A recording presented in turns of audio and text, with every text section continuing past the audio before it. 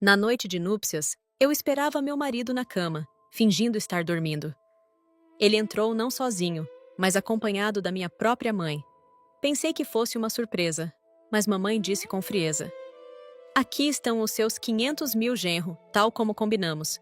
Fiquei paralisada, mas o que eles começaram a fazer depois me assustou tanto que pulei a janela, enrolada apenas em uma manta.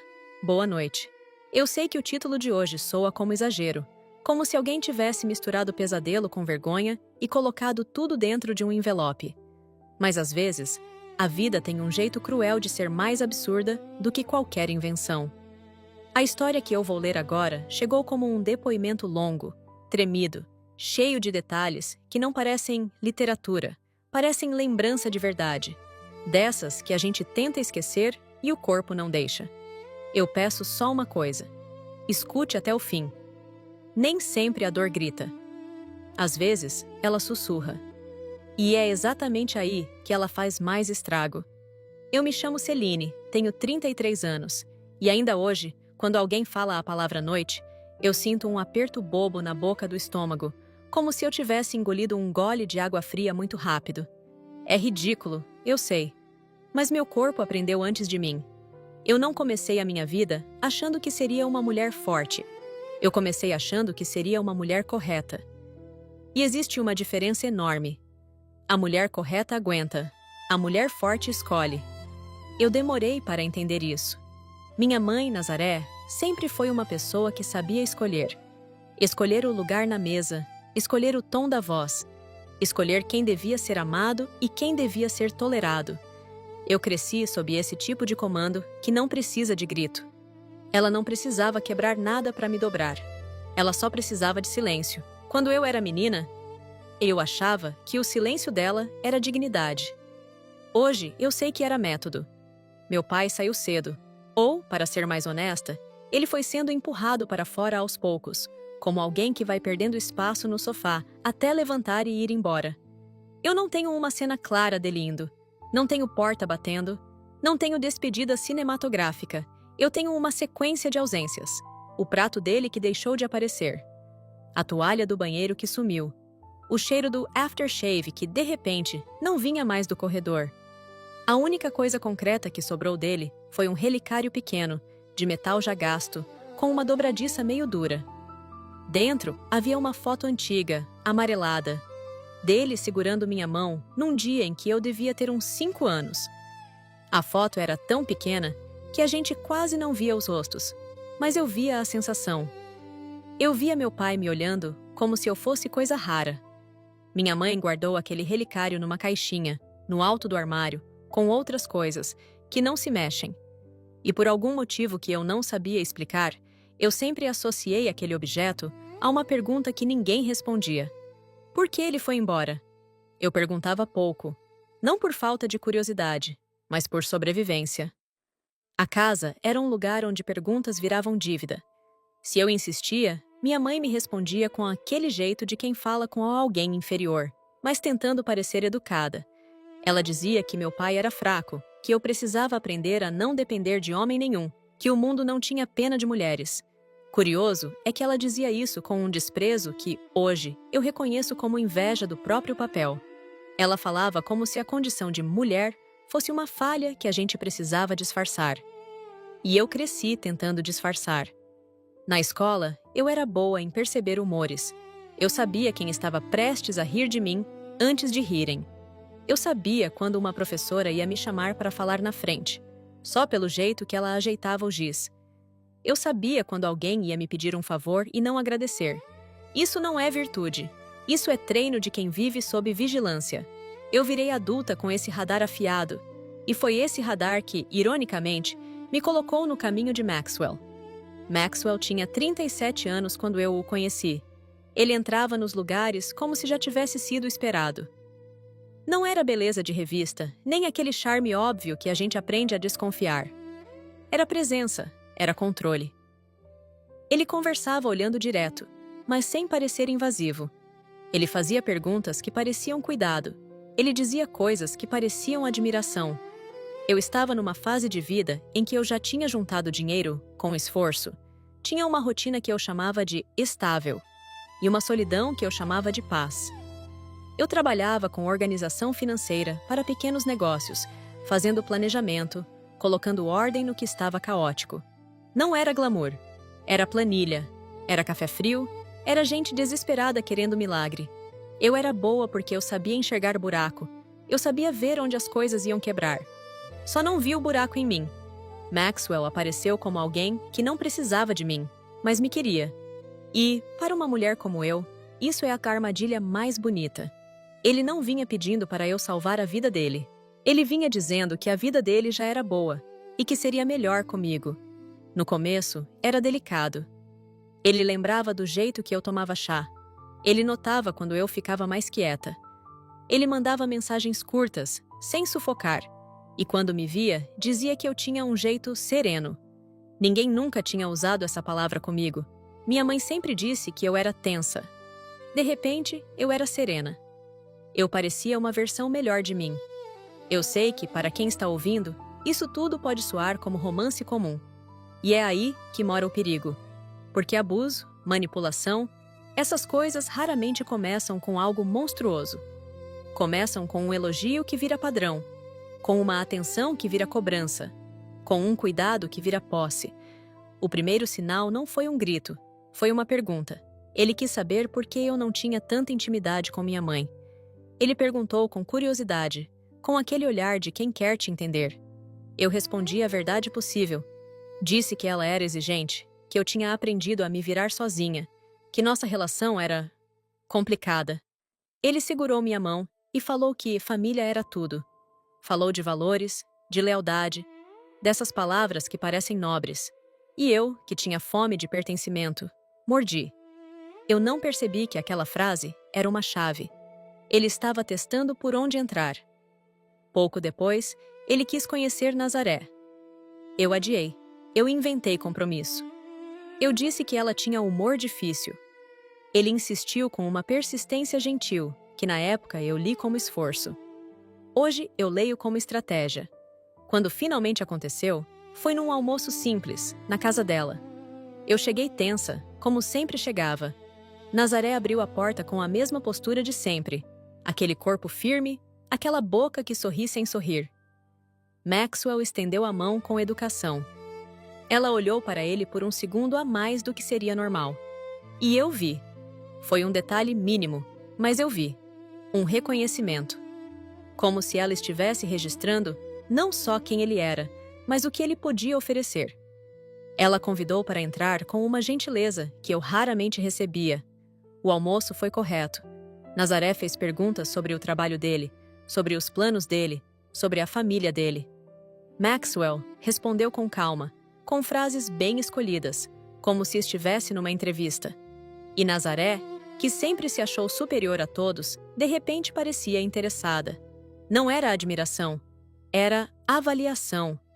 Naquele dia, eu senti um desconforto que eu não soube nomear. Eu lembro de lavar um prato na pia, ouvir os dois rindo na sala e sentir como se eu estivesse do lado de fora da minha própria casa. É uma sensação muito específica. Você está presente, mas não é parte. Quando eu comentei com Maxwell, de leve, que minha mãe parecia ter gostado dele, ele respondeu que isso era importante, que ele queria conquistar a confiança dela, porque eu merecia uma família unida. E ele falou merecia, com uma doçura que me fez engolir o incômodo. A partir dali, coisas pequenas começaram a mudar. Maxwell passou a sugerir que eu ligasse mais para Nazaré. Não como ordem, mas como ideia. Ele dizia que minha mãe sentia minha falta. Ele dizia que eu precisava ser mais grata, porque ela me criou sozinha. A palavra sozinha sempre me dava culpa, mesmo eu sabendo que aquela solidão foi escolhida. Ele também começou a se colocar como ponte entre nós. Se eu ficava irritada com um comentário de Nazaré, ele dizia que eu estava sendo dura. Eu dizia que não queria ir à casa dela num domingo. Ele dizia que eu estava alimentando distância. Ele falava como se estivesse cuidando da relação, mas, devagar, ele estava cuidando do meu comportamento. Eu tentei resistir algumas vezes. Lembro de uma tarde em que ele queria passar na casa da minha mãe de surpresa. Eu disse que não, que eu tinha tido uma semana puxada e queria descansar. Ele ficou quieto por uns segundos, depois soltou um "faz o que você quiser", tão frio que eu entendi, sem ele precisar explicar, que meu desejo tinha um custo. Eu acabei indo. Esse foi meu primeiro fracasso consciente. Eu sabia que estava cedendo, e cedi mesmo assim.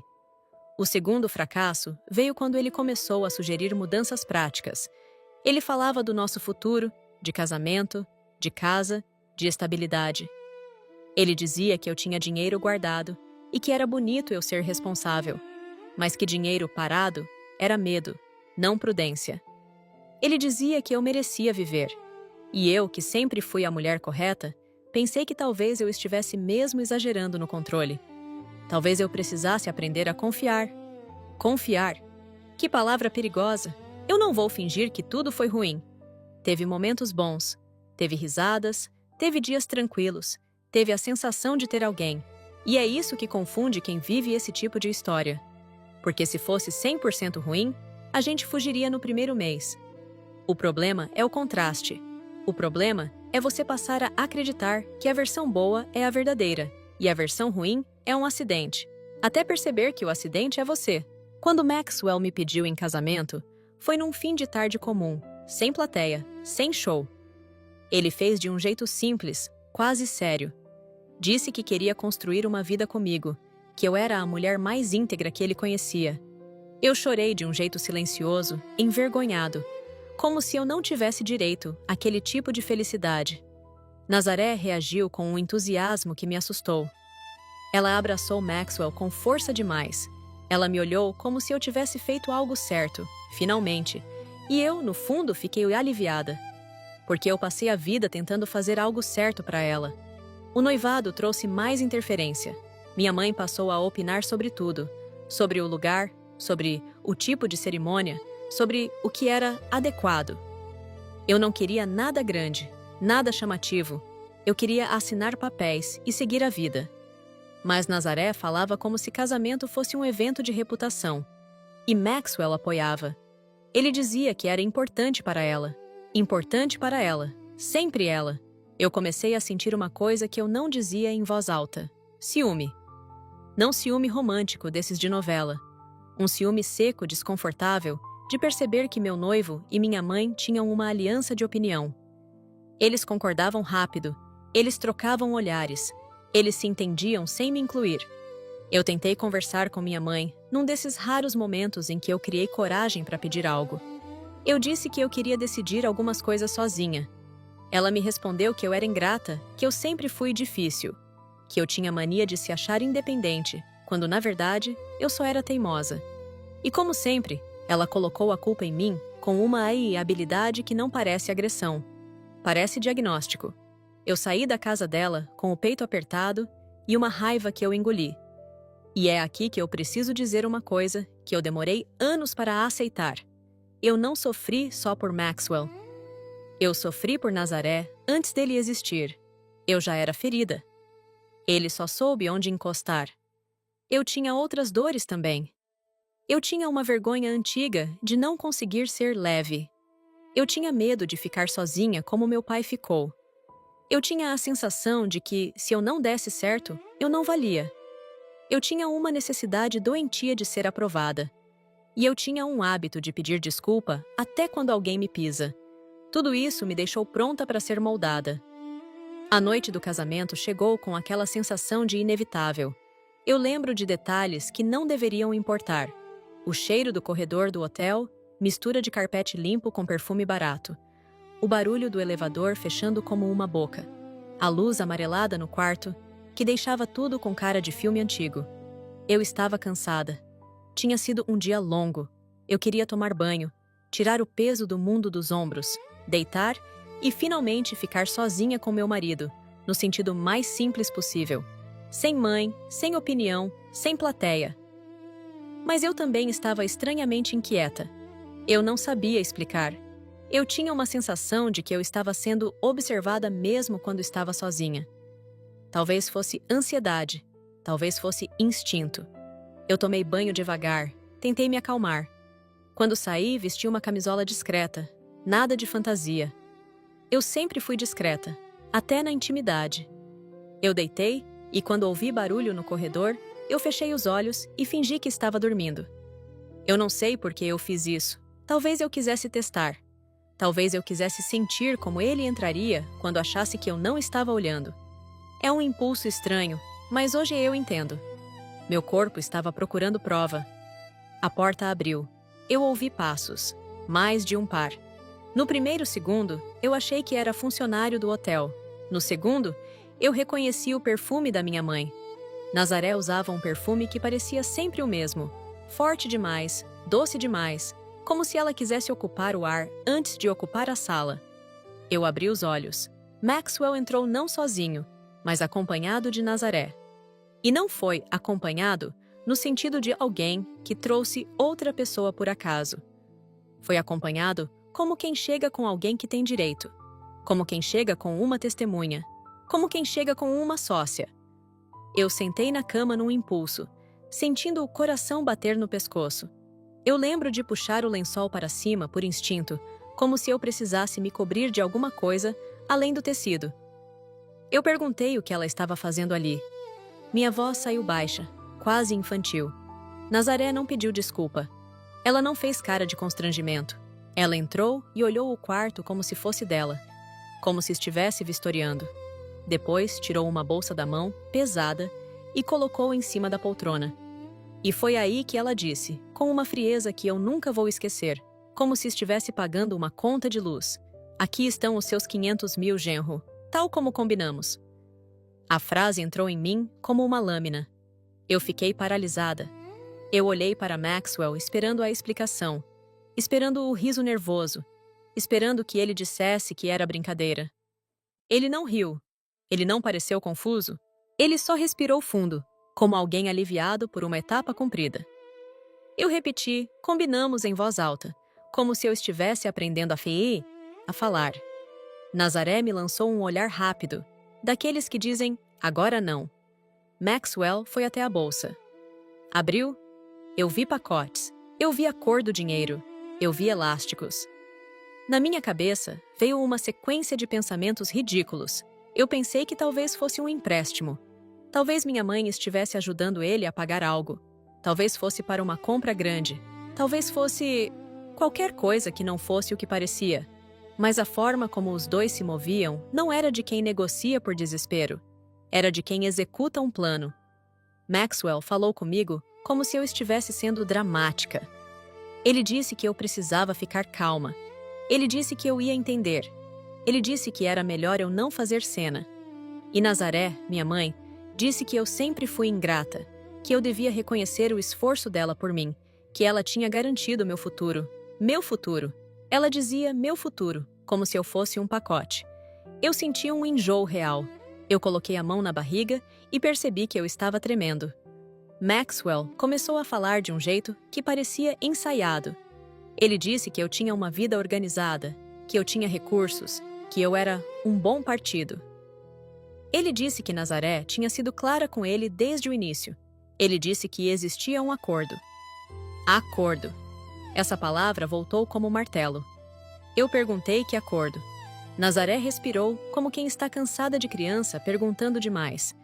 Ela disse que eu era difícil para casar, que eu tinha mania de escolher demais, que eu ia acabar sozinha. Ela disse que Maxwell era um homem bom, que tinha estrutura, que podia me conduzir. E então ela soltou a frase que abriu o chão. Ela disse que para garantir o casamento, para garantir que Maxwell não desistisse de mim, ela tinha oferecido dinheiro. Eu não lembro exatamente a sequência, mas eu lembro do sentimento. Eu fui vendida, não como metáfora. Vendida como transação. Eu fiquei olhando para ela, tentando encontrar minha mãe ali dentro, tentando achar alguma vergonha, algum arrependimento, algum sinal humano. Nada. A pior parte é que, junto com a dor, veio uma sensação humilhante de clareza. Tudo começou a fazer sentido. A insistência de Maxwell em se aproximar dela. As opiniões em conjunto, os olhares, o entusiasmo. Era a aliança. Era parceria. Eu era o meio.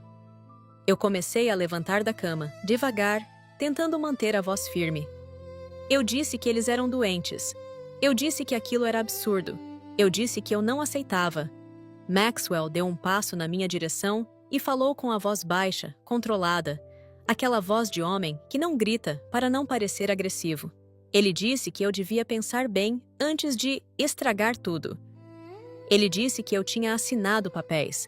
Ele disse que eu agora era esposa dele. Esposa. A palavra saiu como corrente. Nazaré completou dizendo que, se eu fizesse escândalo, eu seria vista como instável. Ela disse que eu sempre tive tendência a exagero, que ninguém me levaria a sério. Ela disse que eu não tinha como provar nada. E foi aí que eu entendi o que eles começaram a fazer depois. Não foi uma coisa só. Foi um conjunto de movimentos pequenos, coordenados, que mostravam que eles tinham ensaiado. Maxwell pegou meu celular na mesa de cabeceira com naturalidade, como quem pega um copo. Nazaré foi até a porta e trancou. Maxwell falou que eu precisava descansar e conversar no dia seguinte. Nazaré disse que eu estava nervosa e que isso era normal. E de repente, eu percebi que eles estavam construindo uma narrativa. Eu era a noiva nervosa, a mulher emocional, a filha ingrata. Eles eram o marido preocupado e a mãe cuidadosa. Se Yang e eu gritasse, eu confirmaria a versão deles. Eu senti medo de um jeito diferente do medo de filme. Não era medo de apanhar. Era medo de ser apagada. Medo de ser colocada numa história em que eu não tinha voz. Maxwell falou que eu devia tomar um remédio para dormir. Eu lembro de ver uma caixinha na mão dele. Eu não sei de onde veio. Talvez estivesse no bolso. Talvez Nazaré tenha trazido. Eu só sei que meu corpo reagiu antes de minha mente. Eu recuei. E aí Maxwell mudou o tom. Não gritou. Só deixou o charme cair um pouco. Ele disse que eu estava fazendo drama, que eu sempre fui controladora, que eu precisava aprender a aceitar. Ele falou como se a violência fosse meu exagero, não a atitude deles. Nazaré, então, disse algo que me paralisou mais do que o dinheiro. Ela disse que eu devia agradecer, porque ela tinha negociado um homem que ia me aguentar. Me aguentar, como se eu fosse um fardo. A vergonha subiu no meu rosto como febre.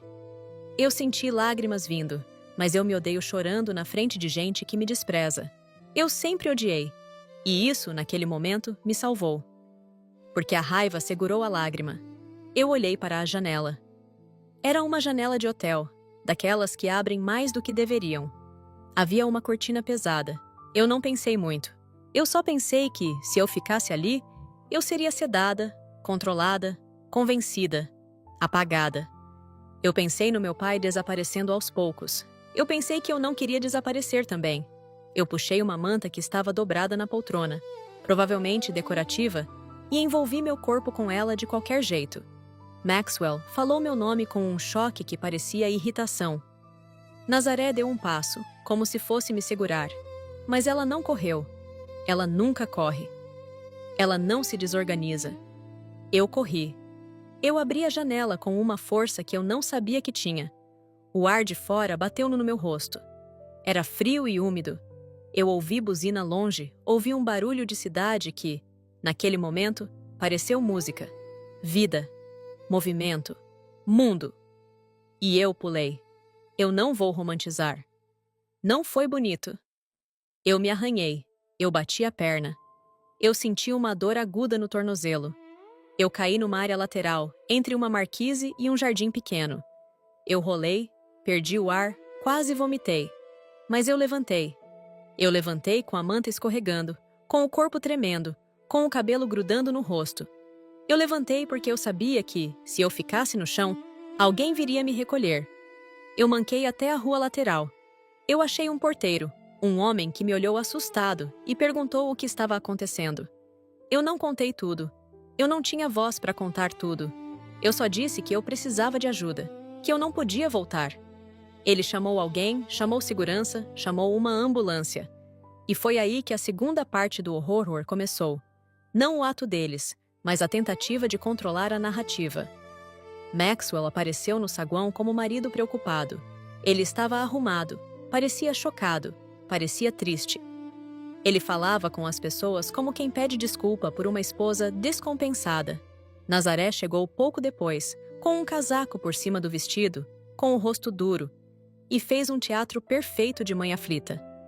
Eu, enrolada na manta, sentada numa cadeira de atendimento, com o tornozelo latejando, ouvi minha mãe dizendo que eu sempre fui nervosa, que eu estava sob estresse, que eu tinha tomado alguma coisa, que eu não estava bem. Ela não precisava mentir com palavras grandes. Bastava ela repetir a imagem de sempre. Celine é instável. Eu olhei para Maxwell e vi o controle nos olhos dele.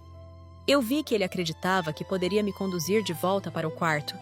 Não pela força, pela reputação, pela vergonha, pela ameaça invisível. E eu, naquele momento, fiz uma coisa que eu nunca tinha feito com Nazaré. Eu neguei. Eu disse, em voz alta, para quem quisesse ouvir, que eu não voltaria com ele. Eu disse que eu queria ir embora. Eu disse que eu estava com medo. Não foi um discurso. Foram frases quebradas, mas foram minhas. Maxwell tentou se aproximar, tentou tocar meu ombro. Eu recuei e disse que não queria contato. Nazaré tentou falar por cima, disse que eu estava fazendo escândalo. Eu olhei para ela com um ódio tão limpo que eu mesma me surpreendi e falei, sem gritar, que ela não era minha mãe naquele momento. Eu falei que mãe não vem de filha. Quando eu disse isso, eu vi algo raro no rosto de Nazaré. Não culpa. Raiva. Raiva pura de ter sido nomeada. Ela me chamou de ingrata, mas a palavra saiu meio fraca, como se ela estivesse perdendo o domínio. Maxwell ficou rígido. Ele tentou sorrir para os outros, mas eu vi que ele estava calculando. A ambulância me levou. Eu não sei se foi por protocolo ou por insistência do porteiro, mas foi. E aquele trajeto curto foi como atravessar um portal. Eu olhava a rua pela janela e pensava, eu estou viva. Eu estou fora. No hospital, fizeram raio do tornozelo. Não quebrou, mas torceu feio. Eu fiquei com uma bota ortopédica, com dor, com vergonha e com uma lucidez estranha. Eu não tinha para onde ir. Eu tinha dinheiro, sim, mas eu tinha uma vida montada com a ideia de que eu tinha uma mãe. Eu tinha objetos na casa dela. Eu tinha documentos. Eu tinha o relicário do meu pai. Eu tinha, principalmente, uma história inteira que sempre foi contada por ela. E, de repente, eu precisava contar por mim. Eu liguei para uma amiga antiga, dessas que a gente não vê sempre, mas que conhece nossas camadas. Eu não contei detalhes por telefone. Eu só disse que eu precisava de um lugar por alguns dias. Ela não perguntou demais. Ela só disse para eu ir. Eu fui. Nos primeiros dias, eu dormi mal. Eu acordava com sensação de que alguém ia abrir a porta. Eu tomava banho e ficava escutando qualquer ruído, como se o mundo fosse uma ameaça. Eu me sentia ridícula por estar com medo sem ter levado um tapa. E isso é mais uma armadilha. A gente acha que só é vítima se tiver marca no corpo. Eu comecei a lembrar de coisas antigas com outro filtro. Eu lembrei de Nazaré lendo minhas mensagens quando eu era adolescente e dizendo que era para meu bem. Eu lembrei dela escolhendo minhas roupas com essa desculpa de proteger minha imagem. Eu lembrei dela dizendo que eu era fria, que eu era difícil de amar. Eu lembrei dela dizendo que meu pai foi embora porque eu era como ele, e ele era fraco. Eu lembrei do dia em que eu consegui meu primeiro dinheiro de verdade, e ela me pediu para colocar numa conta mais segura, no nome dela, porque ela entendia mais. Eu lembrei de ter feito isso. Eu lembrei de ter confiado. E quando eu lembrei disso, eu senti uma náusea. Porque eu entendi que o dinheiro de 500 mil não apareceu do nada. Minha mãe não era rica. Ela vivia bem, mas não tinha uma fortuna guardada. De onde veio aquilo? A resposta me acertou como um soco silencioso. Podia ter vindo de mim. Essa foi a primeira onda de tensão depois do clímax da janela. Eu tinha fugido do quarto, mas eu ainda estava dentro do jogo. Eu decidi agir. Não com escândalo, não com vingança de gritar na porta. Eu decidi agir do jeito que eu sabia, com método. Eu comecei levantando documentos. Eu tinha cópias digitais de algumas coisas do meu trabalho. Eu tinha acesso ao meu banco. Eu fui atrás de movimentações antigas. Eu procurei transferências. Eu achei valores pequenos, espalhados, feitos com intervalos, como quem não quer chamar atenção. Eu achei uma conta que eu não reconhecia, vinculada a um investimento antigo, que Nazaré tinha ajudado a montar. Quando eu vi aquilo, eu senti um frio. Não era só traição emocional. Era um roubo construído ao longo de anos, pingado, camuflado de cuidado. Eu queria denunciar. Eu queria correr para uma delegacia e dizer tudo. Mas eu ouvi, dentro da minha cabeça, a voz dela dizendo que eu não tinha como provar. Eu ouvi Maxwell dizendo que eu estava fazendo drama. Eu senti um medo novo, o medo de ser ridicularizada por autoridades, de ser tratada como mulher histérica que se arrependeu do casamento. E é humilhante admitir isso, mas eu hesitei. Eu hesitei porque eu sabia que o sistema nem sempre protege. E eu hesitei porque eu estava sozinha. Foi então que eu tive uma segunda ideia. Eu precisava de provas frias. Provas que não dependessem do meu relato emocional. Provas que, quando colocadas na mesa, falassem sozinhas. E aqui entra um detalhe que pode parecer pequeno, mas mudou tudo. Eu lembrei do relicário. Aquele relicário do meu pai estava na casa de Nazaré, na caixinha no alto do armário. E, junto com ele, costumavam ficar papéis antigos, cartas, coisas guardadas. Minha mãe sempre foi obcecada por arquivos. Ela guardava recibo como quem guarda poder. Se eu conseguisse entrar na casa dela e pegar o relicário e o que estivesse ali, talvez eu encontrasse algo. Talvez meu pai tivesse deixado alguma coisa. Talvez tivesse documento. Talvez tivesse carta. Talvez tivesse razão. E, mais do que isso, eu queria aquele relicário comigo. Eu queria recuperar o que era meu. Eu precisava de um símbolo físico de que eu ainda existia fora daquela história. Eu planejei como se planeja uma auditoria. Eu sabia os horários da minha mãe. Nazaré tinha rotina rígida. Ela ia a um clube de leitura presencial uma vez por semana, num bairro que exigia deslocamento. Ela gostava de se mostrar intelectual. Ela saía sempre no mesmo horário, voltava sempre no mesmo horário. Eu também sabia que Maxwell, depois do que aconteceu, não me procuraria com desespero. Ele me procuraria com controle. Ele queria que eu voltasse por vergonha, não por amor. Então, nos primeiros dias, ele mandou mensagens que pareciam preocupação, mas tinham ameaça escondida. Ele dizia que eu estava confusa. Ele dizia que a gente precisava conversar, como adultos. Ele dizia que eu estava se prejudicando. Eu não respondia. E ele começou a me ligar. A chamada dele aparecia e eu sentia o corpo gelar. Meu dedo ia para o botão de atender e recuava. Eu não atendia. Eu deixava tocar até parar. Depois ele ligava de novo. Como se pudesse me cercar por insistência. E Nazaré também ligava. Não com pedido de desculpa, não com afeto. Ela ligava com cobrança. Ela deixava recados dizendo que eu estava destruindo a própria vida, que eu estava envergonhando a família, que eu estava fazendo teatro. A palavra teatro me dava vontade de rir de nervoso, porque eu tinha pulado uma janela. Se aquilo era teatro, eu merecia prêmio. As chamadas viraram trilha sonora do meu medo. E foi por isso que eu dei ao meu plano um nome silencioso na minha cabeça. Chamada. Porque eu precisava parar de ser guiada por chamadas dos outros e começar a chamar a mim mesma de volta. No dia escolhido, eu fui até a casa de Nazaré de manhã cedo. Eu estava com a bota ortopédica, eu mancando, mas eu fui. Eu tinha uma chave antiga. Eu nunca devolvi, porque ela sempre disse que filha não precisa devolver chave. Hoje eu entendo. Era mais uma forma de manter a ilusão de intimidade enquanto ela controlava tudo. Eu entrei e senti o cheiro da casa, aquele cheiro de produto de limpeza caro e flores artificiais. Tudo no lugar. Tudo calmo, uma calma que me dava raiva. Eu subi devagar, com a perna doendo, e fui até o quarto dela. Eu abri o armário com mãos tremendo. Eu alcancei a caixa no alto, e quando eu abri, eu vi mais do que o relicário. Eu vi envelopes. Eu vi cópias de documentos. Eu vi uma pasta com meu nome. Meu nome! Celine! Eu sentei no chão, porque a perna falhou. Eu comecei a folhear com cuidado, como se eu estivesse desarmando uma bomba. Havia uma procuração antiga, assinada por mim, dando a Nazaré poderes para movimentar uma parte de investimentos. Eu tinha assinado num dia em que ela disse que era para facilitar. Eu não lembrava de ter lido. Eu não lembrava de ter entendido. Eu só lembrava de confiar. Havia também extratos impressos. Havia anotações. E havia, por fim, uma carta. Uma carta do meu pai. Eu reconheci a letra porque eu já tinha visto em bilhetes antigos. Meu coração bateu de um jeito que doeu.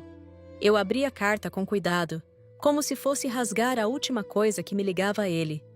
Ele escrevia para mim. Ele dizia que me amava. Ele dizia que tentou ficar, mas que estava sendo esmagado. Ele dizia que Nazaré o humilhava de formas que ninguém via. Ele dizia que ela ameaçou afastar ele de mim. Ele dizia que, um dia, ela falou que eu não era dele. Eu li isso e senti o mundo girar. Ele dizia que não sabia se era verdade, mas que aquela dúvida foi usada como arma para destruí-lo.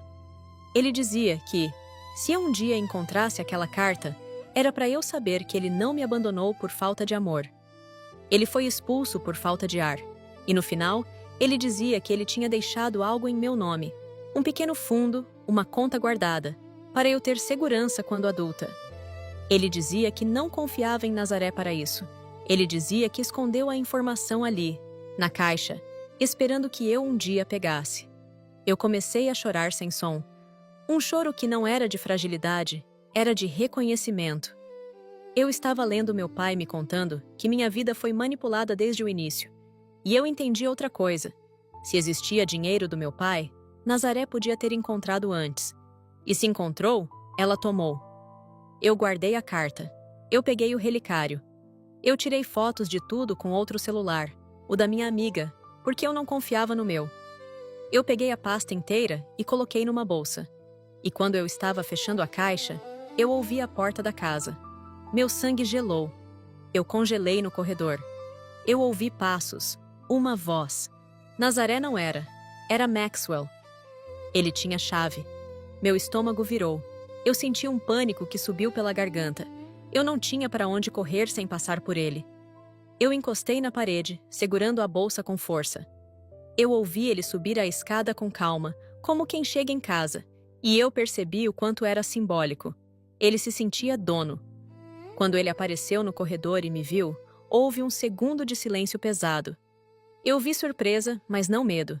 Eu vi cálculo. Ele perguntou o que eu estava fazendo ali. Eu disse que eu estava pegando coisas minhas. Ele deu um sorriso curto e disse que eu não devia estar ali sem avisar. Ele falou como se a casa fosse deles, como se eu fosse invasora.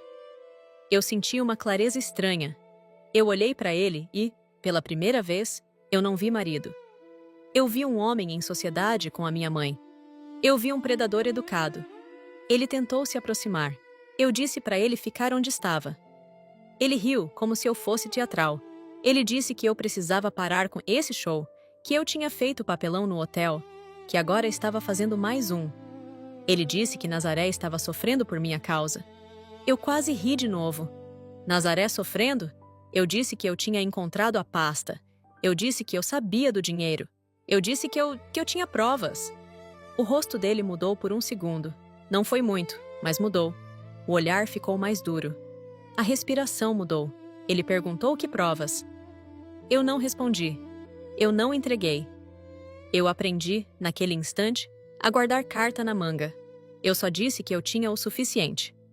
Ele tentou usar outro caminho. Disse que a gente podia resolver como adultos, que era melhor para mim não brigar com minha mãe, que eu podia sair ganhando se eu fosse inteligente. Eu lembro dessa frase, sair ganhando. Ele falou como se eu fosse uma funcionária negociando rescisão.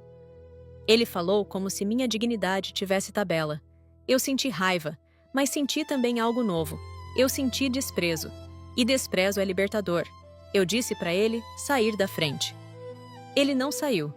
Ele colocou o corpo no meio do corredor, não com violência explícita, mas com presença. E eu entendi. Ele ia tentar me impedir de sair com aquela pasta. Eu olhei para essa escada. Eu pensei na bota ortopédica. Eu pensei em cair.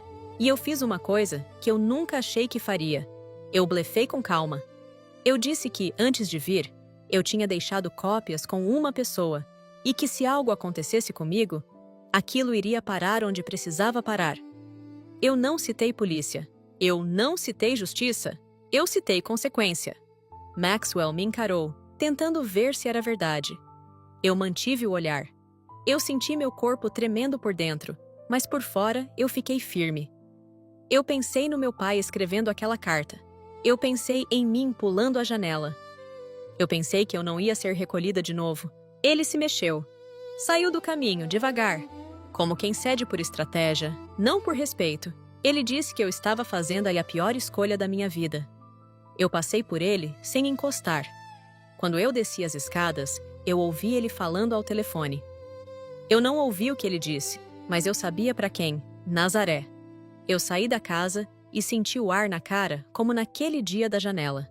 Liberdade sempre tem esse cheiro de ar comum.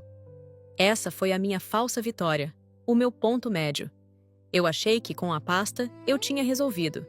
Mas eu estava apenas no meio do pântano. Nas semanas seguintes, Maxwell e Nazaré mostraram o quanto eram resistentes. Eles não vieram com desculpas, vieram com guerra psicológica. Maxwell tentou me atingir no trabalho. Ele não tinha acesso direto a mim, então ele tentou atingir minha reputação. Ele ligou para um cliente antigo, se apresentando como meu marido, dizendo que eu estava passando por instabilidade emocional e que talvez fosse melhor adiar decisões financeiras comigo. Um recado preocupado, um golpe educado. Eu descobri porque o cliente, por sorte, me respeitava e me ligou para perguntar. Eu senti o rosto queimar de vergonha e raiva. Eu entendi. Eles não iam só me tirar dinheiro, eles iam me tirar chão. Nazaré tentou outro caminho. Ela me mandou uma carta, não de amor, mas de ameaça disfarçada. Ela dizia que eu estava doente, que eu precisava de ajuda, que ela estava disposta a cuidar de mim se eu parasse de ser ingrata. E no final, ela escreveu que eu não sabia do que Maxwell era capaz quando se sentia traído. Eu li aquilo e senti medo. Medo real, porque a ameaça vinha de quem me conhece desde criança. Eu procurei orientação jurídica. Eu fui a um escritório pequeno, discreto, e levei cópias. Eu expliquei sem drama, com fatos. Eu mostrei extratos, procuração, carta do meu pai. Eu não queria que me vissem como mulher vingativa. Eu queria ser vista como pessoa lesada. A advogada, uma mulher mais velha, me olhou com seriedade e disse que aquilo era grave. Ela disse que eu precisava me proteger. Ela disse que eu precisava registrar ocorrências, formalizar, criar trilha. Eu comecei o processo, e quando eu dei o primeiro passo formal, veio o momento: tudo está perdido. Maxwell entrou com pedido de anulação e, ao mesmo tempo, com uma narrativa que me pintava como desequilibrada. Nazaré se colocou como testemunha. Eles apresentaram mensagens minhas recortadas, fora de contexto, mostrando meus momentos de ansiedade, como prova de que eu era instável. Eles usaram minha humanidade contra mim. Eu me vi, de repente, numa mesa, ouvindo gente ler trechos da minha vida como se fossem prova de falha moral. Eu saí de uma audiência tremendo, sentindo que eu estava sendo engolida. Eu sentei no carro da minha amiga e chorei como eu não chorava desde criança, e eu pensei, pela primeira vez, que talvez eu fosse perder. Que talvez eles fossem mais fortes. Que talvez a vida fosse isso. Os manipuladores vencem.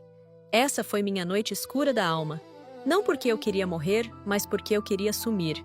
Eu queria voltar a ser a mulher correta que aguenta calada. Porque ser forte dá trabalho. Ser forte dói. Ser forte te coloca em risco. Eu passei dias num estado estranho, funcionando por fora e desmoronando por dentro. Eu não comia direito. Eu sentia enjoo. Eu tinha medo do telefone tocar. Toda chamada me fazia pular. Eu sonhava com aquela frase dos 500 mil como se fosse um alarme. E foi num desses dias, quando eu estava deitada olhando o teto, que eu tive uma autorrevelação que me envergonha e me liberta ao mesmo tempo. Eu percebi que eu não estava só lutando contra Maxwell e Nazaré. Eu estava lutando contra a menina que ainda queria ser amada por eles. Eu ainda queria que minha mãe dissesse, me desculpa. Eu ainda queria que Maxwell dissesse, eu errei. Eu ainda queria uma explicação que me permitisse manter algum carinho. E eu entendi que isso era o meu ponto fraco. Eles eram fortes porque não tinham esse buraco. Eles não buscavam amor. Eles buscavam vantagem. Então eu fiz a escolha mais dura. Eu parei de esperar humanidade. A partir daí, eu virei outra pessoa.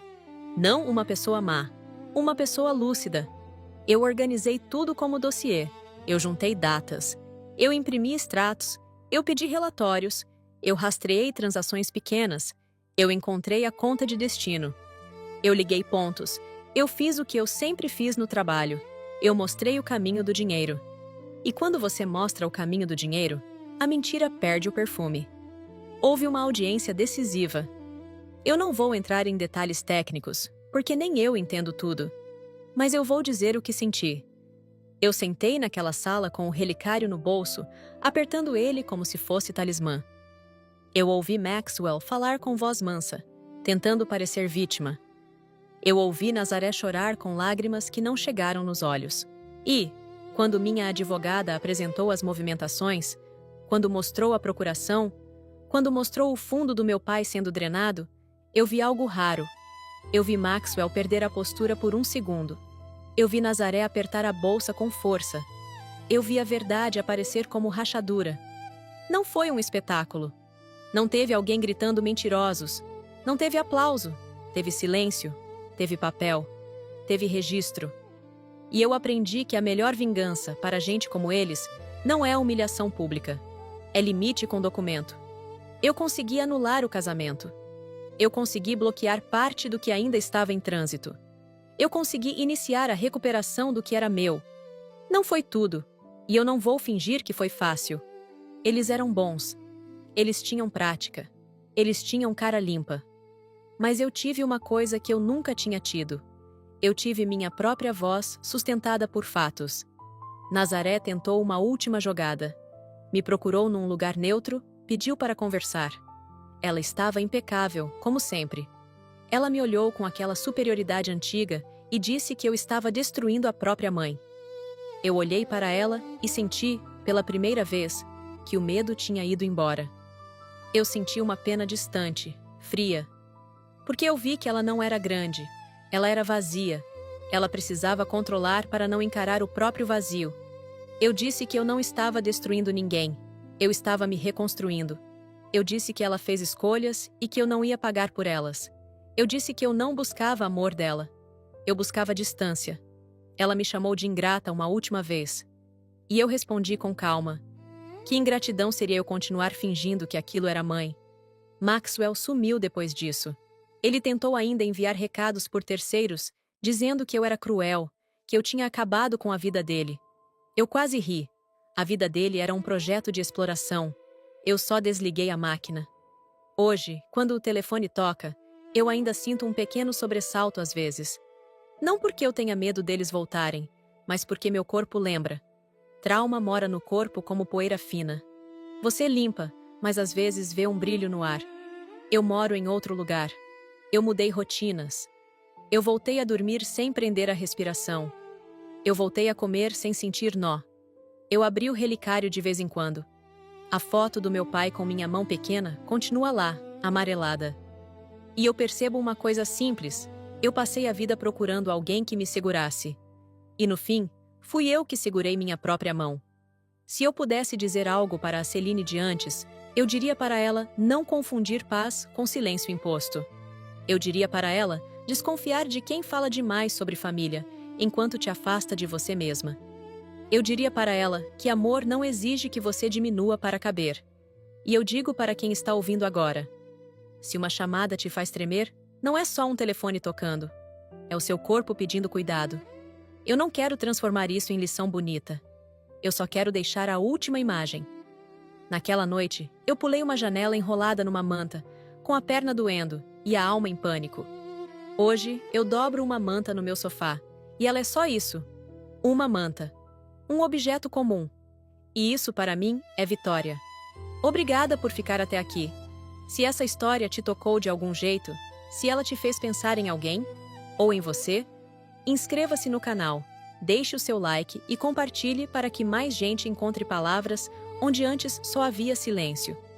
E, se você também carrega um depoimento preso na garganta, saiba que você não está sozinha.